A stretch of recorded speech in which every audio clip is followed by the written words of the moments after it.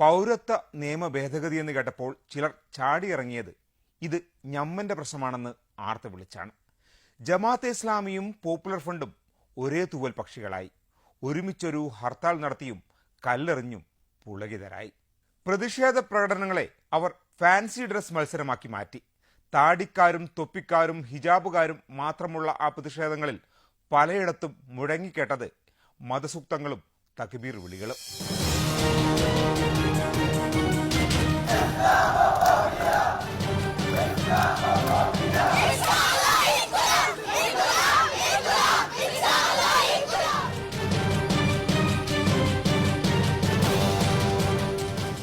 Indian ഫാഷിസത്തെ എങ്ങനെയാണ് നേരിടേണ്ടത് എന്ന് തിരിച്ചറിവില്ലാതെ സ്വയം അപഹാസ്യരാകുകയാണ് യഥാർത്ഥത്തിൽ ചെയ്യുന്നത്. അത്തരത്തിലുള്ള മൊട്ടത്തലയടിച്ച് പിന്നെ ഈ ബെൽറ്റും കള്ളിമുണ്ടൊക്കെ കൊടുത്തിട്ട് പഴയ ഒരു 921 ആവർത്തിക്കുകയാണ് എന്ന ഒരു പ്രതീതി ഉണ്ടാക്കി ഒരു ഫാൻസി ഡ്രസ്സ് നടത്തുകയാണ്. യഥാർത്ഥത്തിൽ അങ്ങനെയല്ല ഇന്ത്യൻ ഫാഷിസത്തെ നേരിടേണ്ടത് എന്ന തിരിച്ചറിവ് വരാത്ത ആളുകളാണ് അത്തരം പ്രവർത്തനങ്ങളുമായി രംഗത്ത് വരുന്നത്. അവർക്കിപ്പോഴും അതിൻ്റെ ഗൗരവം മനസ്സിലായിട്ടില്ല. 4 കല്ലെടുത്തെറിഞ്ഞാൽ ഓടിപ്പോകുന്ന ഒന്നാണ് ഫാഷിസം എന്നും ഇത്തരം ഫാൻസി ഡ്രസ്സ് കണ്ടാൽ പേടിച്ചു പോകുന്ന ഒന്നാണ് ഫാഷിസം എന്നൊക്കെയുള്ള മൂഢധാരണയിലാണ് അത്തരം സംഘടനകളുള്ളത്. മതരാഷ്ട്രവാദികളാണ് ജമാഅത്തെ ഇസ്ലാമിയും പോപ്പുലർ ഫ്രണ്ടും. അവർ സ്വപ്നം കാണുന്ന കിനാശേരിയിൽ മുസ്ലിങ്ങളും ശരീഅത്തും മാത്രമാണുള്ളത്. ഖുർആനല്ല, ഭരണഘടനയാണ് ഈ സമരത്തിൽ ഉയർത്തിപ്പിടിക്കേണ്ടതെന്ന് അവർക്ക് ബോധ്യമില്ല. വൈവിധ്യത്തെയും ഭൂസ്വരതയെയും അവർ മാനസികമായി അംഗീകരിക്കുന്നുമില്ല. എന്തിന്? വിയോജിക്കുന്ന സ്വന്തം കൂട്ടത്തിലെ ഒരാളോട് പോലും ക്ഷമിക്കാൻ അവർക്കാവില്ല. ഒരു ചെറിയ ഉദാഹരണം. അവർ ആഹ്വാനം ചെയ്ത ഡിസംബർ 17 ഹർത്താലിന് കല്ലാച്ചിയിലെ അയ്യൂബ് എന്നയാളുടെ ബസ്സുകൾ നിരത്തിലോടി. പോപ്പുലർ ഫ്രണ്ടുകാർ ഭീഷണി മുഴക്കി. 3-ാം ദിവസം ബസ് തല്ലി തകർത്തു. ക്ലീനറെ തല്ലി ആശുപത്രിയിലാക്കി. എന്തൊരു ജനാധിപത്യ ബോധം!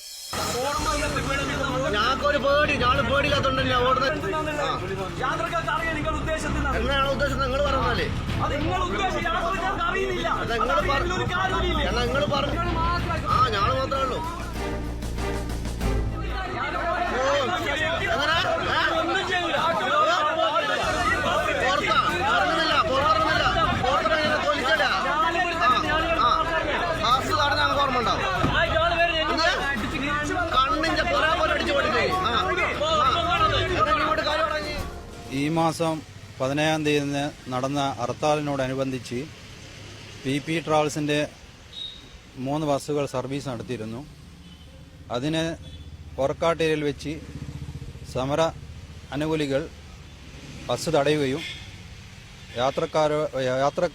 ജീവനക്കാരോട് ഭീഷണിപ്പെടുത്തുകയും മോശമായി സംസാരിക്കുകയും ചെയ്തു.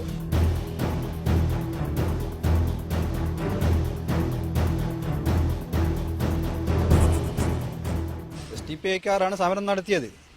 അവരെ തന്നെയാണ് സാധ്യത ഉള്ളതാണ് ഞങ്ങൾക്ക് മനസ്സിലാകുന്നത്. മോദിയും അമിത്ഷായും മുട്ടുമടക്കിയില്ലെങ്കിൽ എന്താ? കല്ലാച്ചിയിലെ ബസ്സുടമയെ പാഠം പഠിപ്പിച്ചല്ലോ. SDPIക്കും പോപ്പുലർ ഫ്രണ്ടിനും അഭിമാനിക്കാം, ആശ്വസിക്കാം. ഞങ്ങൾ കൈവെട്ടിയും കല്ലെറിഞ്ഞും ബസ് തകർത്തും മുന്നേറുമ്പോൾ നിങ്ങൾ സമാധാനപരമായ സമരങ്ങളിലേക്ക് ചുരുങ്ങുന്നുവെന്ന് നാട്ടുകാരോട് വിളിച്ചു പറയണം. അങ്ങനെ വേണം അവർ പാഠങ്ങൾ പഠിക്കാൻ. ഇത്രയും വിശാല ഹൃദയമുള്ള സംഘടനകളാണല്ലോ രാജ്യത്തെ മതേതരത്വം അരക്കിട്ടുറപ്പിക്കാൻ ഹർത്താൽ നടത്തുന്നത് എന്നോർക്കുമ്പോൾ കുളിരു കോരുന്നു. പക്ഷെ ഹിജാബും പർദ്ദയും തൊപ്പിയും മലപ്പുറം കത്തിയും കണ്ട് അമിത്ഷായും മോദിയും വിരണ്ടു എന്ന് ആശ്വസിക്കരുത്. പ്രകടനങ്ങളിലെ ലാ ഇലാഹ ഇല്ലല്ലാഹ് വിളി കേട്ട് അവരാരും പൗരത്വ ഭേദഗതി നിയമം പിൻവലിച്ചേക്കുമെന്ന് സ്വപ്നം കാണരുത്.